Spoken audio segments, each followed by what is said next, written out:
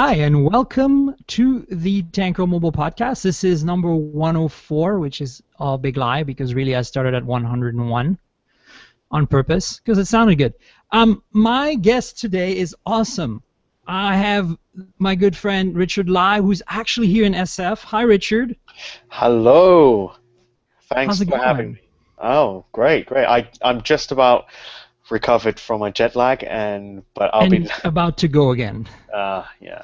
I've got 2 more Um, days here, but yeah, well, 1.5. Yeah. So you're probably wondering if I'm in San Francisco and Richard in San Francisco, why we're in the same space. Well, logistics, and I'm really not really set up to record with two people. I have to figure out how to do this one day in my house. But at some point we will, and it just it didn't make sense. Richard has his own life and a bunch of stuff he needs done today, so it just was easier for him to join us from his hotel room. So, Richard, I don't know, you haven't been on my podcast yet, but you probably have heard that the way it works is it's 1 hour, roughly, one topic, and this is very much a rule we break every time. Yeah. Tangents are encouraged, but I try to just I pick a topic, and it's, you know how it is. It degenerates rapidly into something else. One topic, one person, 1 hour is typically my kind of spiel. Triple one. So anyway, welcome. I'm glad you're here. It's great. I've had all the champions on my podcast so far. The awesome co-hosts and friends that have been regulars on Engadget Mobile and other podcasts I've been on. So the topic, you're all wondering, is, I don't know, I mean, I'm throwing it out there, affordable smartphones. And I mean by that, there's been a slew of kind of really interesting devices for the price lately.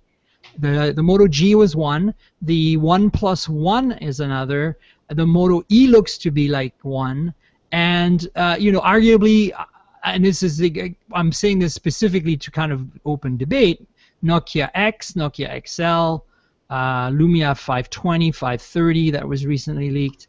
Anyway, so it's not about specific devices, but I do want to bring in whatever thoughts you have, because being based in China or in Hong Kong specifically, I kind of want to know what your take is, because we've seen a lot of cheap phones come out of Asia lately, and some of them are really amazing, and some of them include Google services. They're not just like cheap and don't have what we want. They actually have what we want. So what do you think? Is this a turning point? Are we seeing an evolution towards more affordable smartphones? How should I put it? It's not so much the. I think what's happening right now is there's a growing number of these online brands, these I was going to say virtual, but virtual isn't the right word, but e-commerce, e-tailers.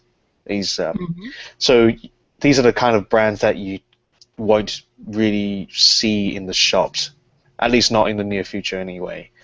I mean, Xiaomi being the perfect example, they started about 2 years ago, but they've always stuck to selling their phones online only until they eventually started working with the free local carriers in China, but that's as far as they went in terms of selling their devices through the shops, through the brick and mortar shops. Right. That's to lower their costs, which is why they're able to sell their phones so cheaply. But at the same time, first of all, they struggle to get hold of components at the beginning because the demand is so huge. But at the same time, because of that kind of limitation, they're able to stir the hype up, and therefore making people want the phone more, because it's kind of rare to get hold of one. It's kind of tricky. It's like lottery in a way. So that's actually what's happening in China these days. And then OnePlus being the new Xiaomi, they're actually aiming for a more global market, Right. which is what Xiaomi has not yet been able to do yet, because Xiaomi is still focused on the Southeast Asia market. So we're talking about Taiwan, Hong Kong, Malaysia. Most recently, they're looking at India. So that's where Xiaomi has gone to so far, whereas OnePlus is going for more sort of towards the Western world. Yeah. And Yeah. Yeah, have you had a chance to play with the OnePlus One yet? I've played with it briefly. I still don't have a review in it. That's in the works. I don't get things as easily as I used to anymore. So, but I'm super impressed with what I've seen. And I want to rewind a bit. You mentioned Xiaomi. Am I saying right? Xiaomi. Xiaomi, yeah. Xiaomi is not that wasn't their phones weren't that affordable. I mean, compared to the Sorry, I just OnePlus want to One. show. So this is the OnePlus One. Actually, Brad, who's our, senior mobile editor, there he is. He Yo, just Brad. he just kindly lent me his OnePlus One review unit, and his review is actually already up on the site. He You should read it. just It's a really good review, as just usual. like just like me, he's very happy with it. You can see it's actually quite a big phone, but that's a wallpaper. Yeah. So this is kind Excellent. of an exception, right? Because we're talking about a $300 phone, 350 for the 64 gigabyte version, that has Google services. Yep. I mean, that's kind of it's not the rule right now. And most of the affordable Android or affordable phones, if you look at the Lumia, don't have the Google services tie-in, and they are much lower end than this, right? I Well, mean, that's why I Lumia is brought Windows up Phone. Xiaomi. Pardon? Lumia is a Windows Phone, so Well, I know, but we're talking about affordable smartphones. That includes, you Xiaomi know, has Google Play, it does. Okay, I wasn't sure. the So global Xiaomi version anyway. Not the Xiaomi has Google Play, but what are the pricing on Xiaomi? I mean, what's the latest phone? How much is it priced at? So the thing with Xiaomi is they have two price tiers. In fact, two product lines. One is the Xiaomi phone, and the other is the Redmi, which is a lower cost. Right. And we're talking about, let me just do a quick calculation. The Redmi is around 130 US dollars. Oh, that's cheap. Yeah, and then the Xiaomi series, which is their flagship series, is 320. So it's still pretty affordable, and you say you can get with Google services on the international version. That's right. So definitely a player. What about Oppo? Oppo is so. What you have to know is that the OnePlus team kind of broke away from Oppo. Right. So a lot of the OnePlus people used to be at Oppo. Gotcha. And in fact, the OnePlus One is actually manufactured by Oppo. Wow. Yeah. Here's the thing. A lot of people don't realize this, but the OnePlus One sold in China runs on Color OS, which is Oppo's version of Android. Huh. They don't And run so, on the global version runs on CyanogenMod, right. but the Chinese version runs on Oppo's software, which is very interesting. Incredible. So what is Oppo doing? I mean, obviously, I know they're still making phones. The Find 7 came out. Like, wait, like, if they're making the OnePlus One and the OnePlus One team broke off, the OnePlus team broke off of Oppo, like, what does that mean for Oppo? So Oppo is still doing their usual stuff. They're doing doing things the traditional way. I think they see themselves as the more premium brand in terms of features. So, for instance, the Oppo's latest flagship device is the Find 7. So, if you actually put that right next to the OnePlus One, it's the same screen size. The Android buttons look identical. Mm-hmm. It's just that their industrial design is slightly different. And also, the Find 7 comes with quick charge.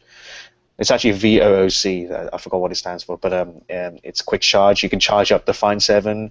Actually, if you charge it up in half an hour, it goes from 0 to 75%, which is Wow. very, very fast. The OnePlus One, however, does not have this, even though it's got the latest chip from Qualcomm. They both have the same chip. And the Oppo Find 7 has that 50 megapixel mode, right? Yeah, so it's still the same 13 megapixel sensor, but it uses software to somehow create this 50 megapixel picture, and it actually looks really good. It's not I've just seen the results. It's really impressive, and I wouldn't be honestly. I'm not going to be surprised we're going to see this from other manufacturers. I'm actually pretty sure we're going to see this from Apple on the iPhone 6. I heard rumors that this is actually a Qualcomm technology, but I couldn't confirm it. But yeah, like you said, since it's a software. I mean, it's been used in satellite imaging for the military for years. We used to use it in medical imaging back when I did medical imaging in the 90s, it was just so compute intensive. There's, now it's happening on a smartphone. Back then it was like mainframes, So here's a question. So the Oppo can be had with Google Play services, correct?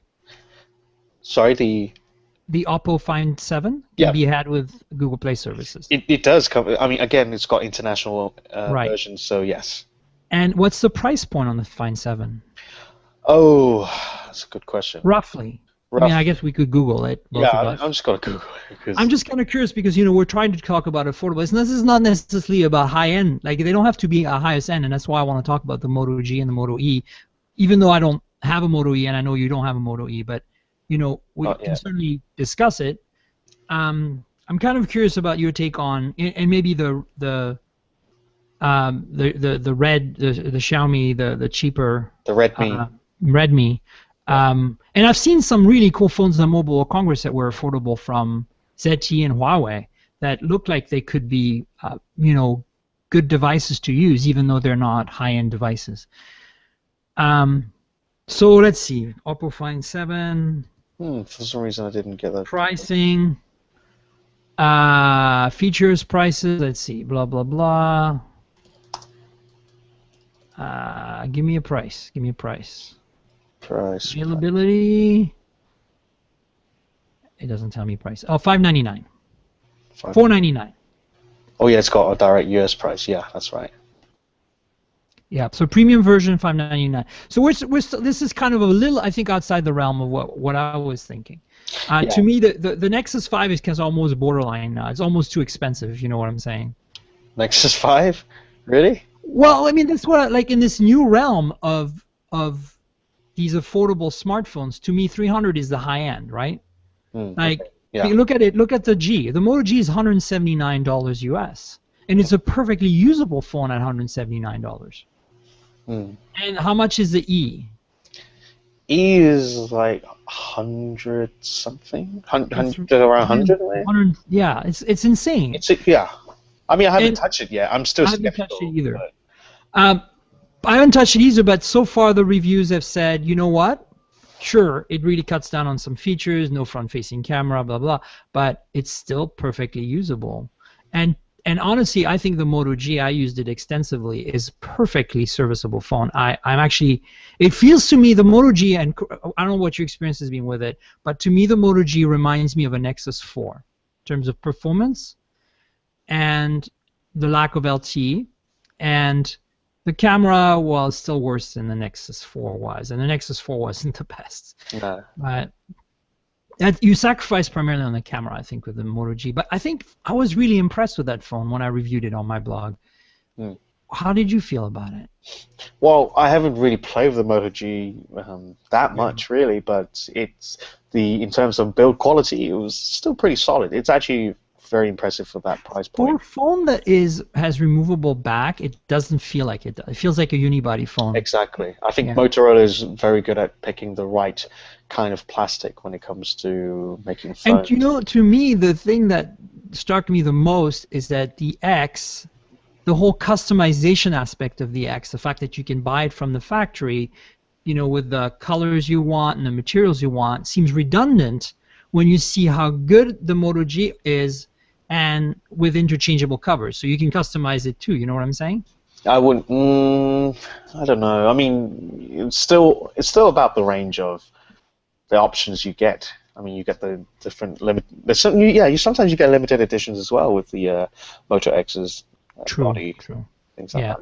But what I'm saying is that, like, I think they would have been better served doing the Moto X at a cheaper price point with the specs it has, and not have the whole gimmick of ordering the color at the factory and just give it interchangeable parts. Like, that way you can customize it after the fact, and it would have been slightly cheaper to make, maybe, and still felt really good because the Moto G shows that it can be done.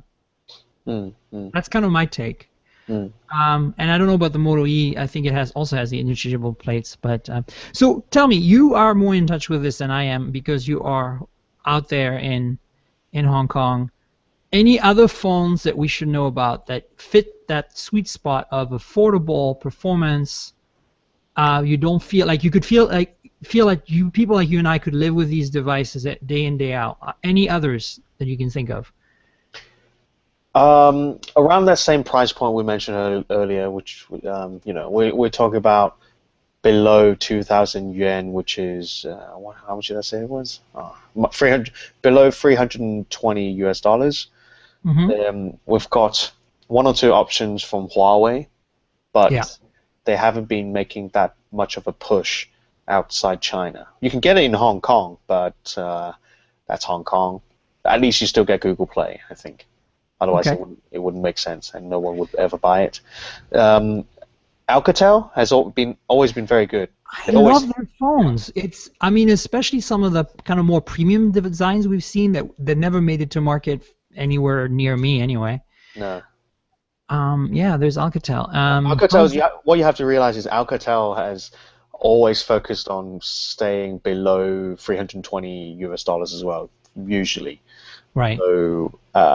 So all they need to do is really make a bigger push with marketing, which is what they're doing in Hong Kong right now. If you go onto Right. the subway, there's even a pretty big billboard with Alcatel's ad in Hong Kong right now. But whether people will buy it or whatever, that's a totally different question. How is ZTE fit in this picture? They showed some interesting things at Mobile World Congress too. You know what? To be honest with you, ZTE's had a pretty bad start this year. They had a massive restructure going on, so I think a lot of their projects were either put on the shelf or cancelled, something like that. If you look at their recent devices, I think a lot of the variants are still using the same ID, but with different guts. Like there's one design where you can have a Snapdragon version and also an Intel version. Right. So that's pretty interesting. I don't know. ZTE is going through a weird time right now, and I haven't really seen.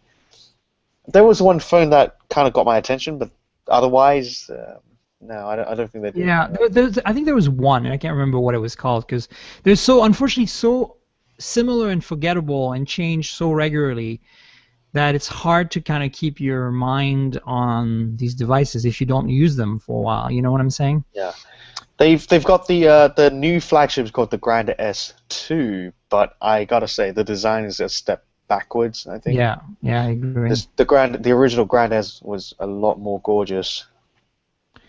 Grand Memo 2 is actually okay. So Yeah. where do you think we're gonna go? Like Lenovo just bought Motorola. Motorola has obviously shown twice now. Well, arguably once because I haven't played with the Moto E, so I don't have an opinion yet. But the Moto G certainly ticked almost all the right boxes for a really affordable kind of a backup phone that I could actually live with because it feels snappy regardless of the price.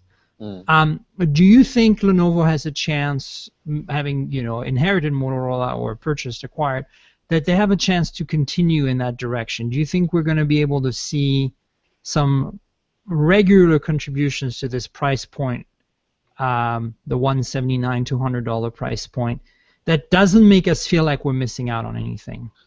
So first of all, it should be pointed out that Lenovo is actually doing very, very well in the smartphone market in China. Mm-hmm. I haven't seen the latest figures yet, but back in Q4 2013, Lenovo was actually number 2 in the smartphone market in China. Wow. In terms of shipments. Which was number 1? Samsung. Of course. Yeah, and number 3 was a brand called Coolpad. It's a local brand, although I don't have much respect for them, to be honest. Their build quality is not that great. And number 4 was Huawei. Wow. I had no idea. ZTE, there was a time when ZTE was number 4, but they weren't. It wasn't even in the top 5 in recent quarters. But anyway, going back to Lenovo. And then the reason why Lenovo has been doing so well is because before they started making smartphones, they already had their channels through the usual because they've been selling PCs for a long, long time, so they were able to use the same channels to sell smartphones. And also they already hit a lot of sweet spots in terms of price points because they were very, very big supporters of MediaTek. Right. Produces very affordable platforms and at very affordable prices for the manufacturers. So Lenovo buying Motorola, it's really their gateway of going outside China Right. and to also do things a slightly more premium way, but not the traditional way, if you get what I mean, like Moto X being a great example. Hmm. And I think it's going to work out fine, because if you look at what Lenovo did with the consumer brands from IBM, which is like ThinkPads, ThinkCenters, and Think whatever, they've done a pretty good job. And Lenovo, uh, I think a lot of people forget that Lenovo is actually a Chinese company. I think Lenovo's managed to package itself as a very global company, Yeah, yeah. unlike Huawei, which has been getting a lot of bad mouthing because of its alleged connections with the government. For sure. I mean, I've always thought Lenovo has done a really fantastic job at keeping the ThinkPad brand, Mm. one of the top brands in the world, Yeah. with products to match. And I wouldn't be surprised if they do the same with Motorola. Again, as you said, in markets where Motorola is a strong brand, it's for them a way to use the Lenovo brand in markets where they're already strong, and the Moto brand in markets that they're not as strong in yet. I'm just kind of interested to see how it's going to pan out when they start combining both their expertise in making relatively good quality affordable phones. Mm. Yeah, I mean, it's still early days. I mean, what you have to realize is the deal hasn't really been set in stone Yeah, yet. They're for still sure. waiting for all the approvals. Hmm. So, but yeah, it'll be very interesting. I'm pretty sure it'll work out really well for both parties. For sure. So what do you think? What about the established, well, quote unquote, in the Western world, established brands? Like, so, I touched on this a little bit by mentioning the Nokia X and the Lumias. They're not Android devices, but and they don't have Google Play services. You can hack a Nokia X to have Google Play services, and theoretically, if Microsoft and Google ever got along, we could see some better integration with Google services on Windows Phone. So That's so not happening. But that's not going to happen, but you never know. Weirder things have happened. So what I'm trying to get to here is that we have Nokia, we have LG, and we have Samsung, and we have HTC, who haven't really. Well, Samsung makes a shit ton of really crappy Android phones at a low price point, but they're absolutely horrendous, right? they are, And yeah. and the LG ones are just as bad, and HTC has never really managed to crack this yet. They are showing, to me, they're showing signs of improving in that area. Like the Desire 816 is a very nice phone for the money, I think. Hmm. Maybe you can comment on that. I don't know. Yes, because Um, I have one with me right now. there's another one there's another phone but we can't discuss it, right? Like I don't want to go there. But What do you mean? you know what I mean. Desire 816. So what's your take on that phone? Is it part Uh, of this affordable? First of all, is it affordable? it's slightly above. Let me work out the. I just had it. The maths. In Hong Kong, you can get the dual SIM version for $360. So it's not exactly. Uh, Cheap. it's not $320 And cheap. it's not a Snapdragon 800 at that price, which is also very important to point out. Right, it's Snapdragon 400, I Yeah, believe. like the Moto G, yeah. Right, and And it's a good platform, but it's not, you can't really compare it to a Nexus or a OnePlus One at this point, right? no, no, no. So, but it's kind of rare. I mean, this is like a new territory for HTC in a way. I think the device itself. I mean, forget about the price point for now. The device itself is actually surprisingly nice compared to the HTC's previous mid-range devices. Right, right. This is I, actually, I was really impressed with this in terms of design at Mobile World Congress and when I played with it there. I'm gonna be getting one soon, and I'm really looking forward to it because I just love the way it looks. I'm hoping it's just as good to use. And as I said, there's this other one we can't talk about, and I've been very impressed with the performance. So I think that it's a good sign, and I think that HTC is starting to reinvigorate its mid-range, and I hope to see more of that from them. Yes, but like this, I think we should really like talk briefly about what it's like. Sure. This is plastic, obviously, But it's polycarbonate. it's unibody, right? I mean, it's like it reminds me of the One X. I wouldn't call this unibody because there is a layer on the back. You can't peel it off, but the layer is obvious there because the mid frame and the front is matte, whereas the back But I is thought it gloss. was it's like the HTC One X where it goes from matte to shiny. The No, edges of the that's One X were shiny and the back was matte. no, well, that yeah, It's that actually a seam. there is a seam, yeah, I but still, it I doesn't didn't. matter because it really feels solid, and the design is pretty nice.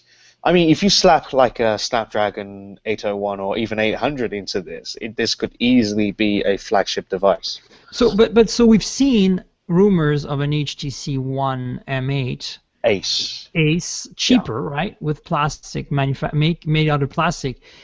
Of course, it's gonna have to be more than $360 because this thing is $360. Right. So, Yeah. but That's but it's gonna have to be cheaper than the M8 aluminum metal. So we're no longer in affordable territory, unfortunately. But I think it's really interesting that HTC is considering this, and it speaks a lot to the fact that you can do some cool stuff with a polycarbonate plastic. yeah. So yeah, I don't know. I'm really looking forward to this Desire 816. But that's a very good point. Like whatever the Ace is going to turn out to be, you have to be priced somewhere between the original M8 and the 816. Yeah, that's got to be. I don't know. That's got to be tough. But to be fair, the OnePlus One is going to be sold at a slight loss, perhaps. I mean, I don't think they're going You to. think so? Oh yeah, I think you're right. Because when I interviewed OnePlus's CEO, he did say they're not going to make that much money out of each device to begin with. I mean, they are really a startup and they need to be aggressive. Plus, the components are still kind of fresh. So, Yeah.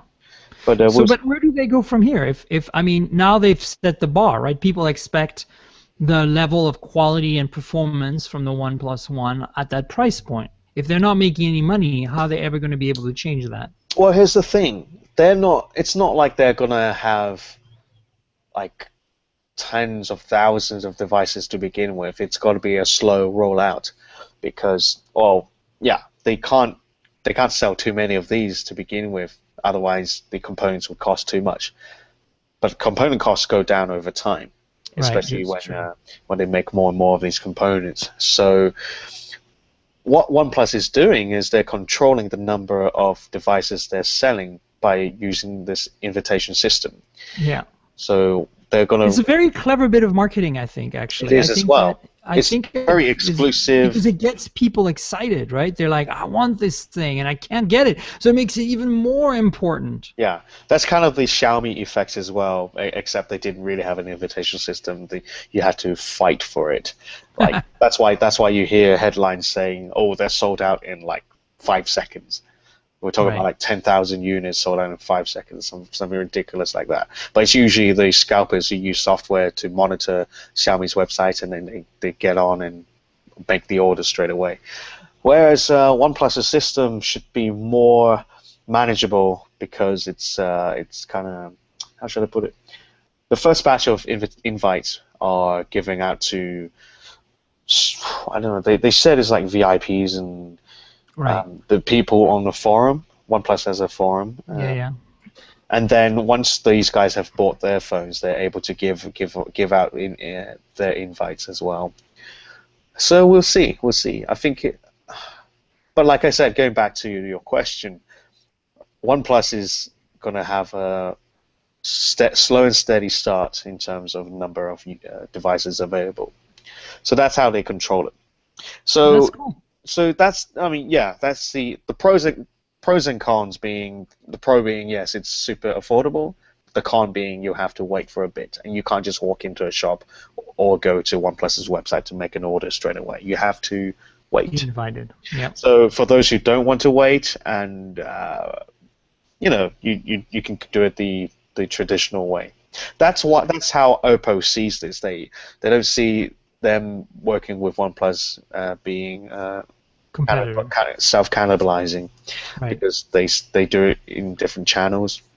Plus, OnePlus has their no, sorry, Oppo has a technological advantage because they have more features. Right. Yeah. So I've had a chance to play with the Nokia X for quite a while, and it's not in the same league. The price point's not in the same league either. It's needs the software needs optimizations because it performs a little slowly considering the kind of processor it's running on. And it can be hacked to be full Google Play if you want. I guess the reason I'm bringing it up is because that's a whole different price point area. That's like Moto E price point, $150, right? Do you think LG and Samsung are going to wake up someday and be able to start pumping out phones that are good at that price point and will give Nokia a run for its money, a run for its entry-level Lumia and the Nokia X line, and give Motorola, which is really the only one right now doing this right, I think, a run for its money? Or do you think it's hopeless and maybe they don't even care because people are gullible and still buy the crappiest LG and Samsung phones and don't care about the quality? Samsung's interesting. The thing with Samsung is, I wouldn't even think their flagship level devices are that good, especially with the Galaxy No, S5. I don't like them anyway. But So let alone their cheaper the device. entry levels are particularly horrendous, right? Like they're the worst of the So worst, in my opinion. actually, good point. Let's. I think I should talk about this because so I just came to San Francisco directly from Beijing, where I attended for for this launch event for a local phone, which I'll probably mention it quickly later on. But what I want to say is there's this hotel I stay at regularly every time I go to Beijing, so I know the guys who work there very well. Right. And this girl, I think it was actually 2 weeks ago. This girl showed me this Samsung phone she got for a relative of hers. It was actually one of the cheaper Samsung phones.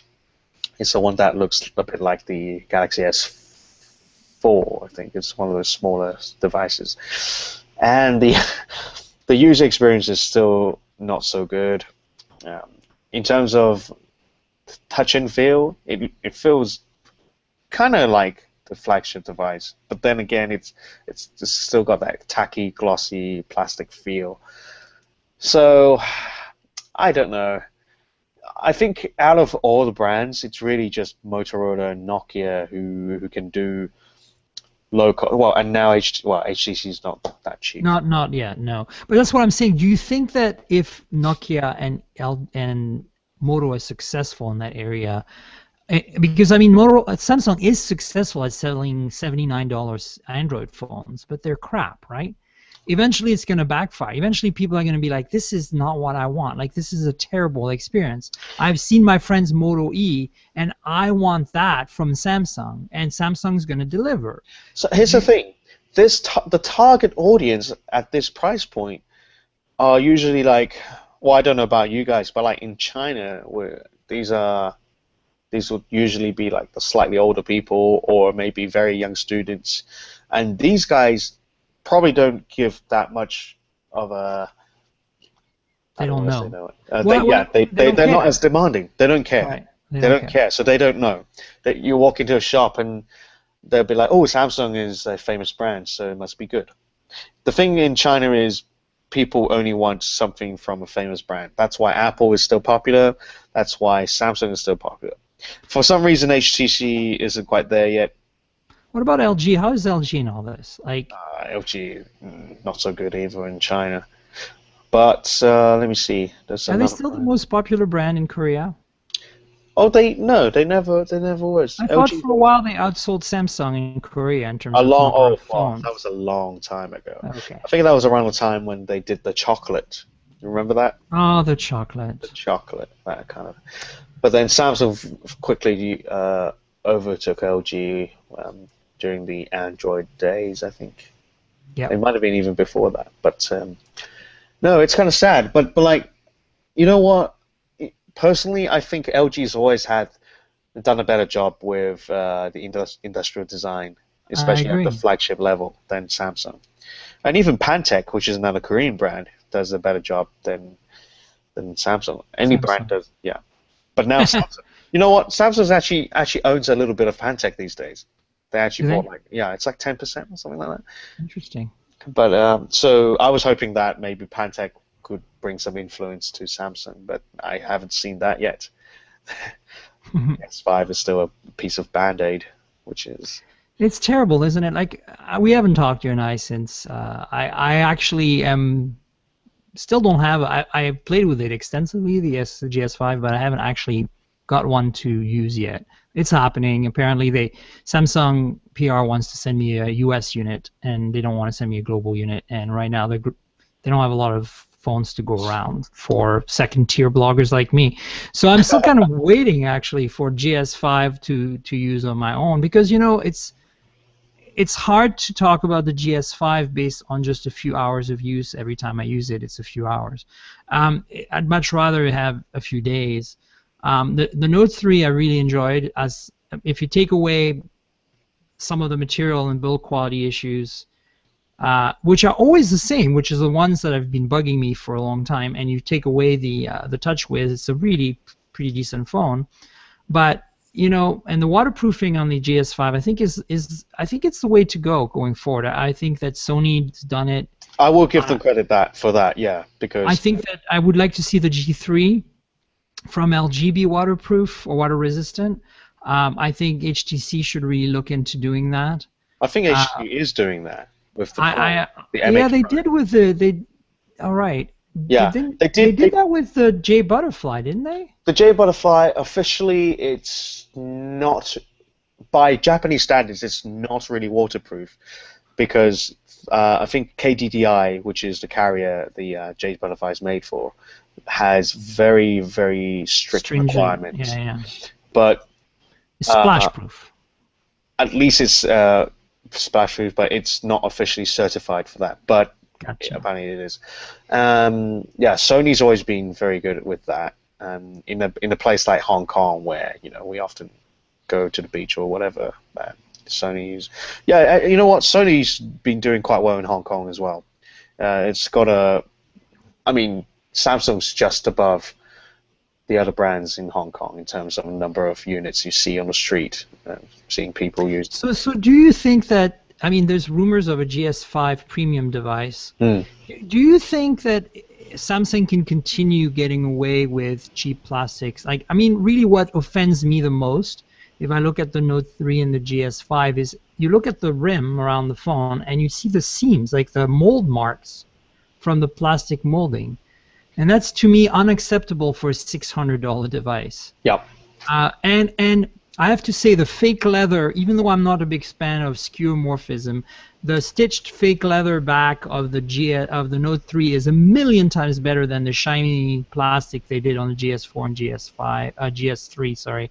Now the GS5 is a bit of a weird hybrid of, like, it doesn't have the shiny, but it has this kind of weird carbon fiber dimple, whatever you want to call it, finish. And I just don't get it. It's like, you're gonna spend that kind of money on a phone. You look at the OnePlus One, and what a $300 phone flagship can look like and feel like, and you ask yourself, what the fuck is wrong with you, Samsung? They okay. Samsung's been very keen on pushing up their price points for their flagship devices. Like when I was back in the UK, what I heard was we're talking about with the Galaxy S. It was either 2 or Galaxy S3. So when what I heard was when Samsung reached out to Vodafone, which is one of the local carriers there, they wanted to bump the price point by another £100 or something like that, something ridiculous. They wanted to be even more expensive than the iPhone at the time. Wow. But back then it wasn't possible because I mean Vodafone was basically like, are you serious, Samsung? It's a plastic phone, and you're not. Back then, Samsung still wasn't that big back then. But now Samsung is able to do that because they've done so much marketing, so people kind of have this thing for Samsung. But what, yeah, like you said, what you have to realize is it's still plastic at the end of the day. But it's not that it's plastic. It's not just plastic. But like, it's plastic, right? It's the way they make the plastic. It's the like way they make it. Right. The construction is simple construction in a way, maybe. I don't know. I mean, it feels like cheaply made kind of stuff. I don't know. It's like if you bought a car and you instead of like all the panels being seamlessly attached together like they are on most cars, even the cheap cars are like that today. Imagine everything was held together by bolts, and you could actually see the bolts on the car. Right. That's basically the analogy. The fact that you can see the seam marks of the plastic, the mold marks, tells me that like it's rushed like job. the cheapest possible plastic molding technique used on a high-end flagship, and that's the only problem I have. It's not about like specs. I mean, the GS5 hits every spec. Like there's no problem with the specs, right? And it performs very well, and it's waterproof, and it has cool features like, even though it arguably is not useful, the heart rate monitor is a really cool idea. Using the flash for that is even cooler idea. And then you have the whole software issue, right? The whole bloating of the software stack. And I had for a brief time a Google Play edition of the GS4 last year, and it was liberating to be using such phenomenal spec hardware, right? Not quality build hardware, but spec-wise hardware, with plain Android on it. It was just like, oh my God, if every Samsung phone was like that, I could forgive the bad materials almost. Yeah. So, and they didn't do a Google Play edition this year. Well, yet. Yeah. But never mind. How they are. You can always hack it if you. I mean, if you're that kind of. I know, but it's just like, I don't know. I doubt they sell that many, to be honest, of the Google Play edition. Of course not. Yeah. I don't think HTC sells that many, particularly this year, because I think that this year Sense 6 is so good, and the features are so worth your while that you're almost better off like just making drawing a line in the sand and saying, I'm going to get an Nexus 5 or OnePlus One and get a Cyanogen mod or plain Android and live with a cheaper price point, or I'm going to pay the megabucks, but I'm going to go full blown and get Sense 6 and enjoy all the features. Yeah, I got to say, as much as I hate saying it, but I got bored with the OnePlus One very quickly because I know there are a lot of people out there who actually like to use the plain Android experience, but at the same time it's kind of lacking. I actually really miss the Sense 6 experience, so I quickly went back to the HTC One M8, and you lucky guys in the US actually get to use the Harman Kardon edition, and I actually borrowed this from Chris V, who's playing with this, and the audio, oh my God, it's so good. It's obviously way better than Boom Sound. I never liked Boom Sound. Yeah, I never did either. It's a nice improvement from like just the normal audio mode. It's great. But anyway, there's no changes in the hardware. You can do it all in software, right? Right, you can hack it. You can easily hack it. So that tells you how good this hardware is in the first place for the M8. And I've said that. I mean, in my review of it. And I've said that ever since the One X introduced the headphone amp, the really, really high quality, high current, high voltage headphone amp. Actually, no, it was the DNA. It was a Butterfly, J Butterfly and Butterfly that introduced that. Ever since then, I've been saying that HTC is doing it right for audio quality, and now with Boom Sound, the speakers actually sound really good on them. Speakers are great. What I meant was the headphone, for the headphones. Yeah, for sure. Horrible. So you know, I never use the boom sound for the headphones. Yeah. I turn it off. It's terrible. And the Beats before that was just as bad. And so I'm glad that Harman Kardon's doing something. Hmm. But anyway, you know, I don't know. I think it's interesting to see that there is really nobody competing yet in that price other than Nokia and Moto in that $150 quality smartphone price point. Like providing something to users that doesn't insult their intelligence at a $150 price point or $100 price point. I think that's the challenge. Hmm. I think, come to think of it, really, the Redmi, which is the budget phone of Xiaomi, is not too bad. But although I do hear from time to time that people are having issues with it, and then because Xiaomi doesn't have they don't have shops or anything. They do have service centers, but you know, if you don't live in China, that's going to be a problem. Then Right. I don't know. Again, it kind of goes back to the point of you get what you pay for, and that's where Samsung comes in. Actually, even though they don't make the nicest budget phones, they have a whole ton of service centers across China. No, I wish they have more in Hong Kong because every time I go there, I see like a massive line. Sometimes the whole room is fully packed and people have to stand outside the door. And it's actually a massive service center, and it still couldn't cope with the number of people. Wow. Yeah. So, what do you think is the next big thing in terms of affordable phones? Do you think is there anything on your radar that you've heard of that's coming that you're excited about that might be pretty awesome? That might satisfy those of us who are hardcore users at a price point that is really impressive. I mean, obviously they keep on coming. You know, Moto G, Moto E. Well, there's a different league, I realize, but they're still affordable, and what you get for the money is really high quality. The OnePlus One, the Nexus 5 before it. Who do you think is next?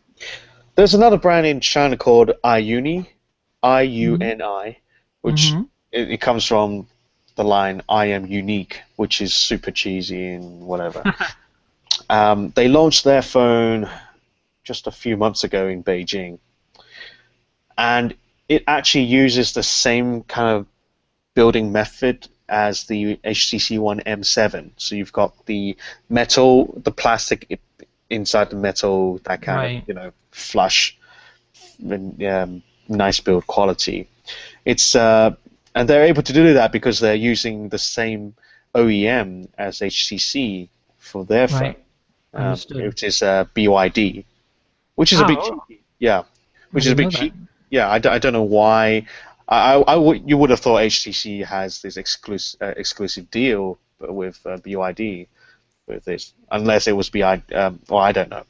Anyway, we're still looking at like $300 that kind of price point, but with that kind of build quality. Wow. You have to remember that the HTC One was still like the how much was it in the US 650, I think, unlocked the unlocked? Google Play Edition or something like that. So, and they're able to replicate that kind of body at that price point. That's But impressive. again, it's limited to China. I tried to get a review unit, but they're like, no, well, No. whatever. And actually, iUni is actually a spin-off brand, or the online brand of a well-known Chinese manufacturer called Gioni, Yeah, yeah, Gione. yeah, yeah, yeah, yeah. And Gioni is the company that made officially the world's thinnest phone right now. It's 5.5 millimeters thick. Wow. It's just called the eLife S5.5. And it's not official. It can't be used legally in the U.S. in any way. Then Oh, no, they just you know can't the sell it. rule. You know the FCC rule, right? Yeah, but it 7 millimeters. yeah, it doesn't mean you can't use it, but No, I you know. I'm can't just sell it. joking. Yeah, But you know, it couldn't be sold here because phones have to be a minimum of 7 millimeters thick. right. Yeah, because you heard that from Alcatel, didn't you? Yeah, I don't know who it Yeah, was. it It was was at Alcatel. Mobile Congress. Yeah, Yeah, were you there? You were there, right? I remember We were that. like, "What? This is incredible. This is a year and a half ago now." Yeah. But I'm like, "Really? Like, there's rules about that?" They're like, "Yeah." I don't believe that. I don't believe that. I honestly, Do you think they were pulling our legs? why Yeah, should there be a restriction on the thickness? It should because be about, it's the distance of the antenna radiation from your head. no, it should be done. It should be about how much radiation you're getting. Like you can measure that stuff. I know, but you know this is America. This is the country that will not let us have matrix LEDs on our cars because they don't have a way to test it yet. Hmm. Like we got xenon headlights like 10 years after everyone else because the Department of Transportation didn't have the equipment to test it, so they wouldn't approve it. Wow. Wow. Welcome to America. You know how screwed up things are here. But I love it anyway. It's still fun. But what was I going to say?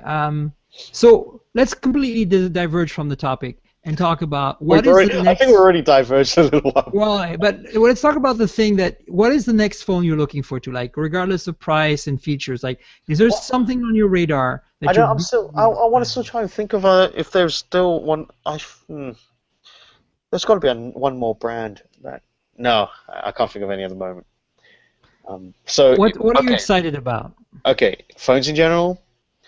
So the reason phone was great, right? The Infinity. That's one we never got. So I should. You guys. No, well, you guys are getting a Pad Phone X. That's coming to AT&T. Ooh, wow. Yeah, that's made specifically for AT&T. That's going to be Asus' first smartphone launch in the US, if I remember correctly. They might have launched some Windows Mobile, whatever, back then, but this is going to be their first proper smartphone debut in the US, thanks to AT&T.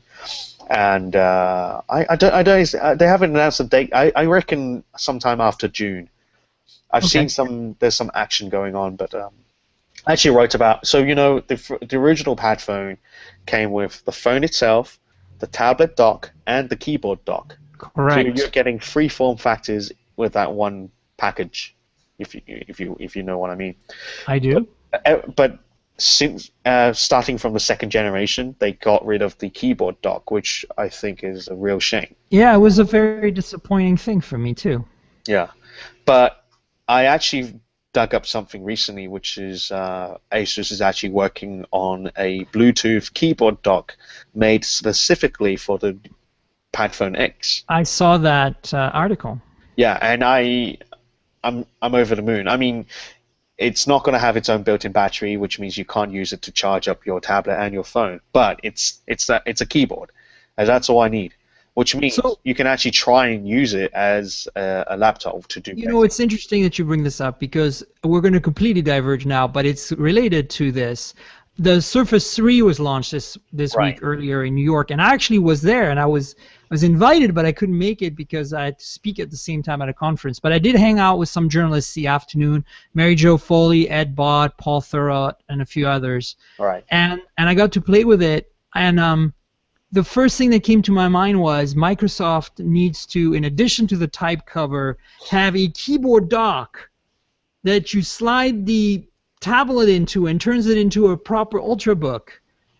I don't understand why they refuse to do this. I have a Transformer Book T100. You know this one? Yeah, I know. The Windows 8.1, very, very affordable tablet / laptop / netbook. Right. And I love that thing. I'm not a fan of the screen quality, if I remember correctly. It's cheap. It's cheap. It's $2.99 US. I mean, what do you want? Yeah. But the point is that what really makes this thing more usable to me than the Surface is the fact that you can turn it into a real laptop. So I totally understand how you feel about the Infinity X. The Pad Phone X getting a keyboard being like one that you can actually physically click the tablet into.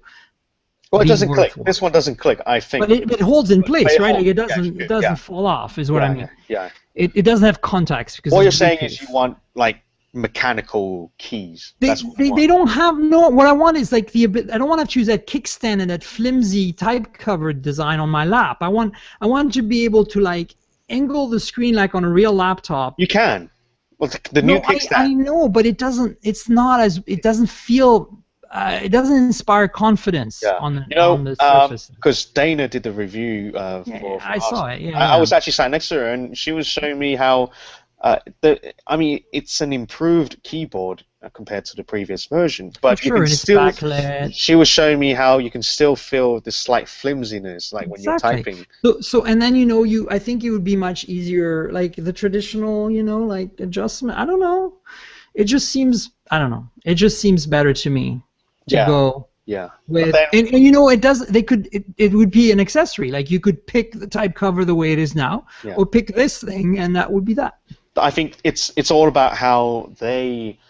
I mean, it's like they think with the Surface, your main usage scenario is just Should be touching. tablet. Yeah, and it's Yeah. not. It's never gonna. It's not like that. Yeah. The reason You people know buy what? I'm just glad that they finally implemented this stupid, the multi-angle Yeah, kickback. yeah, for I've been sure. begging for this. Like finally. Have you touched how thin and light it is? It's unreal. Like Mm. Yeah. for the size, it's just like, oh my god. Yeah. Well, that's mostly to do with Intel, I think. I don't think. Right. It's And not. good battery life on a device that can run full-blown legacy desktop apps Yeah. to me is useful. I mean, I'm a Again, that's MacBook Intel, Air user. I feel. You know, I'm, Yeah, Microsoft's getting way too much credit for this. yeah, no, I agree. But I'm saying I'm a MacBook Air user, but I'm gonna say if I'm gonna buy a Surface, it's gonna be the Pro. Like it's gonna be to get the compatibility with the desktop apps. I don't think. Yeah, I don't think. Because otherwise, I'm gonna buy an iPad. Right. Like that's what I'm saying. Like Yeah. yeah. Yeah, I don't think RT is. No, that's what I'm saying. Is like to me, the Surface is only worth your while if you get a Pro model. And now with this 12-inch, I don't know. Anyway, now we've really diverged. But the point is, it all started with you mentioning this dock because to me that would be like that would cinch the deal. I would consider this to be a really worthy alternative to a full-on Ultrabook if Microsoft were to sell that kind of setup. Oh, you know what? What? There is one other phone, like Asus. Speak of Asus, their Zenfone series is actually not bad either. That's also in the same kind of price point we're talking about. Oh, that's true. Yeah, but they are not. They don't have plans to bring it to the US yet. I think it's probably because it's less than 7 millimeters thick. No. It's. You know, I was going for that one. Anyway, but it's not bad. Know, it's actually not bad. It is interesting to me that we can buy a phone for $300 that is pretty much a complete flagship at this time. I mean, well, only if you can find one, or well, but you and me can get this thing. I mean, it's. Well, we're not. Well, you have to think about. We know people who have invites. You know what I'm saying? It's like. Right.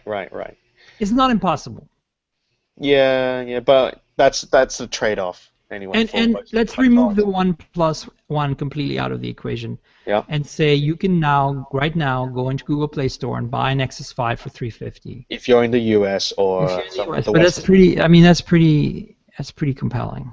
I have a Nexus 5 still. It's still my main device right here, and I love that thing. I really do. It's the most productive phone that I have. It's just like I get shit done with that phone. Yeah, and it's got image stabilization, optical image stabilization. And honestly, that takes some pretty. Yeah, I still think that's a really big thing. Yeah, I saw someone doing a comparison like just a few weeks ago, comparing the image, the camera quality of the Nexus 5 with the one on the Galaxy S5, and I think in low light situations, the Nexus 5. I'm always very impressed at the pictures I take with the Nexus 5. I mean, it's not the best. I think the G2 is better. Probably the G3 is going to be better. I think the iPhone 5S takes more consistently good pictures. I think the Lumia Icon, which is the 930 in other parts of the world, which is the same camera as the 1520, it blows everything away. The 1020 obviously is a whole different league, but it's slow. Whereas at least the new ones with Snapdragon 800 are much faster. I think that, but when you look at Android, you can't, I mean, the Nexus 5 is up there. And the Z2 I haven't played with, I have a Z1S. I hear the Z2 has been significantly improved, and the Z1S wasn't bad to start with. Sorry, Z1S? You mean it's a unique model for the US. It's mobile. Yeah. You're right. And it's the Z1 essentially with a few tweaks in terms of LT bands, and I don't know why they call it S. but it's a Z1. Okay. So listen, it is almost an hour, and I know that you have other things to do, and I'm good to go you to, know 8. Yeah. we can. Okay, well, it's up to you. We can either cut it short, or it's been pretty much almost exactly an hour now. I That don't we're have to go recording until audio. 8:15, so all good. But I Okay, do want to well, have. so what else is on your mind? What's going on with you? So What's happening? why don't I talk about why I was in Beijing? Yeah. Yeah, right. So, and in fact, my article went up just a couple of days ago. So I went to the launch event of a company, a new startup in China called Smartisan. So it's smart and artisan, Smartisan.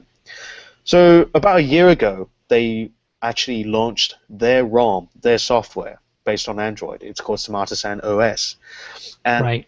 in fact, I might as well show this to you. So at this launch event, they launched the phone, which is called the T1. And you can see that this UI here, it's not like any ordinary Android. This is like a tile-based kind of system, and you can actually zoom out to have like 9 by 9, and you can launch apps directly from here. You can move these tiles around. They're like folders, but you can only put 9 of them in there. And then here you can also launch these apps here. So it's more eye-friendly, but at the same time, it's actually pretty well done. Every time you unlock the phone, you can let me see. You can see this really cool animation of the tiles. It's Yeah, actually that is really really cool. cool. I mean, Yeah. this phone's all about these tiny little details that make you smile, and it's also, how should I put it? It's just very, very unique, and that's a rare thing coming from China these days. I mean, Xiaomi software is considered one of the best out there, but they actually borrowed a lot of ideas from other ROMs like HTC, but it's just very refreshing to see something like this coming from China. And the phone itself is actually designed by Robert Brunner, who is the Apple's previous lead designer, and Right. he was the one who hired Johnny Ive, but he left Apple in 1997. But anyway, Tragic mistake. well, I I'm don't know. joking. I mean, He yeah. I mean, you can only. I mean, as a designer, you probably want to try something else after a while, anyway. But the phone, yeah. yeah, the hardware itself is. Just look at Scott Croyle, who recently left HTC. Yeah, I mean, yeah, I don't know. He's having a good time right now, just Oh, I'm chilling. sure. I'm sure. Yeah. Yeah, very cool guy, very cool guy. I like Uh, Scott a lot. He's a really, really great guy. You're right. yeah, so I look forward to see whatever he's up to next. But no, back to the Smartisan T1. It's actually there's a very strong emphasis on symmetry. Everything you see, most of it is all symmetrical. And even the power button is deliberately designed in a way that it mirrors the headphone jack, so they're both circular, obviously. Right, right. It's just the little tiny details like these. Um, yeah, I It think felt really nice when I right. handled it last It's 2 nights solid. ago, and I saw you. Yeah, it's slightly heavy, but sometimes you want a bit of weight to have that more luxury premium feel. For sure. Yeah, and you can even. Uh, my favorite feature of this phone is that when the phone's on standby or at any time, you can squeeze both. Actually, I should mention that there are Hey, two. that's me. Oh yeah, you can see yourself there. Reflected, yeah. Yeah, you can. There are two sets of volume rockers here. It's like by default, the one on the left is for controlling screen brightness, and then on the right is volume. You can flip these around in the system settings. What you Cool. can do is, even when the phone is on standby, if you squeeze both buttons like that, and then You let get go the of the camera. buttons, it takes the picture straight away. It's all done in within one click. Nice. So that means you're less likely to miss the special moments. And I think this software and the phone itself is all about solving the pain points you experience on other phones. Um, it's got a huge list, a long list of features about this. If you guys are interested, feel free to check it out on our site. Yeah, it was on Engadget.com a couple of days ago. So check Yeah, it yeah, out. yeah. So I think this is really what's got me excited very recently. And the What's the price point on this? price point is actually 3,000 yuan. So the 4,500 for 400, 450. Yeah, 480 actually, sorry, US. 480. US dollars. And it's What's the actually specs? Snapdragon 801. Mm-hmm. It's actually got only 3G at the moment, 4G version coming later this year. It's got a 13 megapixel camera, again, the usual stuff. 5 megapixel selfie camera on the front. Nice. And I'm trying to think what else. Gorilla Glass 3 on both the front and back sides. This actually, the middle frame in the mid is actually made out of fiberglass. Wow. Yeah, which is a rare choice of material these days. Definitely. And yeah, 5-inch Full HD display by JDI. And yeah, I can't think of anything else really. One really cool thing is the SIM card slot is actually underneath the back cover, so you can actually slide. So the cover actually slides off. Yeah. Ah, I didn't know that at And all. you can get a slightly thicker battery cover that you slide on. You know the power flip case for the HTC One Max? Mm-hmm. It kind of works in the same way. So the battery doesn't charge up the phone itself; it becomes part of the battery. Part of the phone. Yeah. Yeah, so you don't lose energy that way, because when you use an external battery, you're actually losing power. And according to the CEO, you lose around 17% of the power you stored inside your battery that way. Yeah. Makes sense. And it's not That's as cool. thick that way. Yeah, it's less bulky. Oh, the coolest thing is, it's not so much about the product itself, but this feature is if you pay 200 yen, which works out to be, sorry, I keep having to do this calculation. So 200 yen is about 32 US dollars, which is Right. about the same price, just a bit less than a typical phone case you get in China, a good quality case.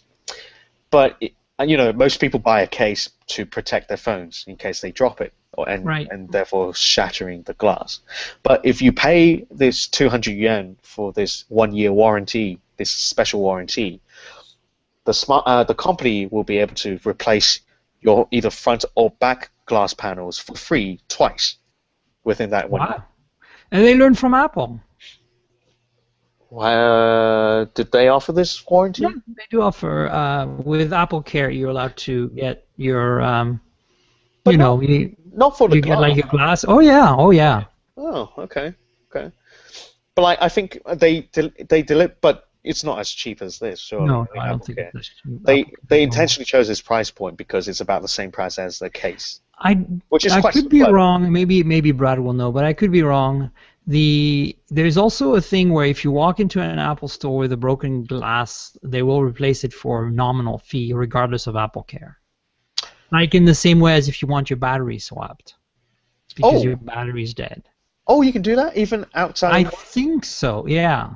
Okay. I'll But double like you check. pay every time, whereas Apple Care lets you do it so many times or whatever. Nice. Okay. I'm not bad. pretty sure they do that now because it happens so much. Hmm. You know, especially with the 4 and the 4S, which had glass front and back. Yeah.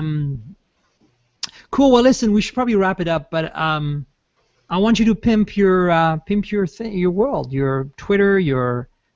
Well, we all know you're editor-in-chief of Engadget Chinese. Mm. If the people who don't know this right now should be ashamed of themselves.